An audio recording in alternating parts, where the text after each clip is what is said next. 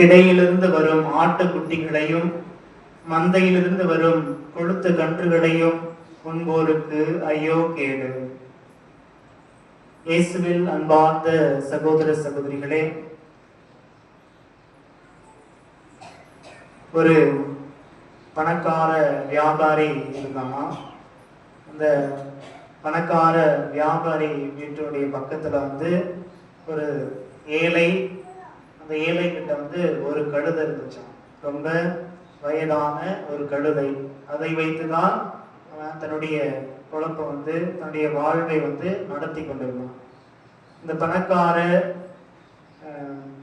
வாணிபர் என்ன செஞ்சாருன்னா, பக்கத்துல இருக்கிற அந்த ஏழை மகனிடம் போய், எனக்கு உன்னுடைய கழுதை ஒரு நாள் வேணும், இந்த மாதிரி நான் சந்தைக்கு போகணும், அதுக்கு உங்களுடைய கழுதை வேணும் அப்படின்னு கேட்ட உடனே அந்த ஏழையும் மனமிறங்கி சரி கேட்குறாங்களே அப்படின்னு சொல்லி அவர்கிட்ட இருந்த அந்த ஒரே ஒரு கழுதை, அதுவும் வயதான கழுதை, அவருக்குன்னு இருந்ததை சரி கேட்ட உடனே அவரும் தாராளமா சரி கூட்டிட்டு போங்கன்னு கொடுத்தனர்.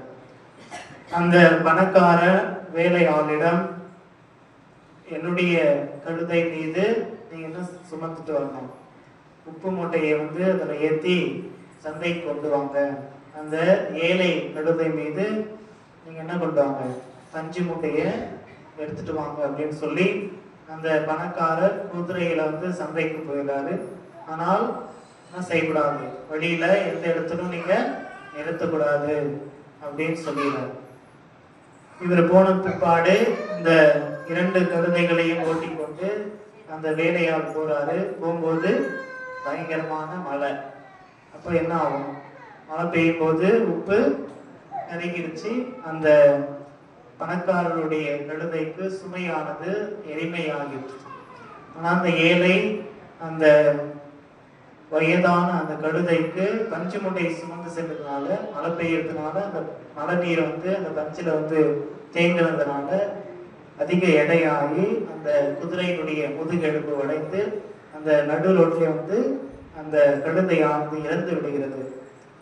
நாம் அன்பார்ந்தவர்களே, இன்றைய 3 வாசகங்களும் இதைதான் நமக்கு எடுத்துரைக்கிறது. பிறர் மீது அக்கறை இல்லா தன்மையை ஆண்டவர் கண்டிக்கிறார். அக்கறை இல்லாத ஒரு நிலை இன்றைய சமூகம் நாம் விழித்துக் கொள்ள வேண்டும். அக்கறை இல்லாத ஒரு நிலையில் நாம் வாழ்ந்து கொண்டிருக்கிறோமா என்பதை சிந்திக்க இன்றைய 3 வாசகங்களும் நமக்கு அழைப்பு விடுகிறது.